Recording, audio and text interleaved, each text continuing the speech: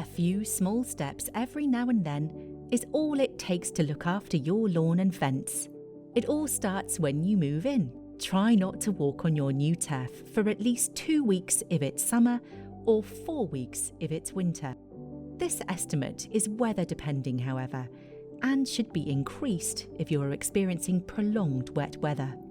It also needs plenty of water during this initial period. Aim for at least twice a day, either first thing in the morning or in the evening after the sun goes down. If you are unable to use a sprinkler, make sure you lay down planks of boards on your lawn to distribute the load and lessen the risk of lawn damage while you water and tend your garden. Once your lawn has had time to bed in and the ground has firmed up, you can bring out the mower. Go easy on the first cut, keeping your blades at their highest setting to avoid damaging the grass.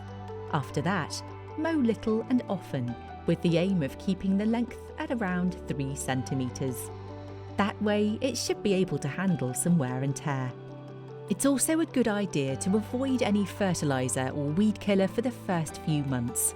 After that, feeding it twice a year should do the job, once in the spring and once in the autumn. Other things you can do to look after your lawn include aerating the soil every few years and scarifying a couple of times a year to get rid of any unwanted thatch. These not only help with growth, but drainage as well.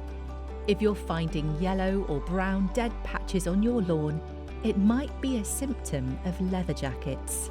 Watering nematodes into the turf in autumn can help prevent the cranefly larvae before they get big enough to feed on the grass roots and cause problems. To finish off your garden maintenance, remember to treat your fence once a year when summer arrives. A coat of your preferred varnish, paint or stain will keep it looking fresh and help it last longer.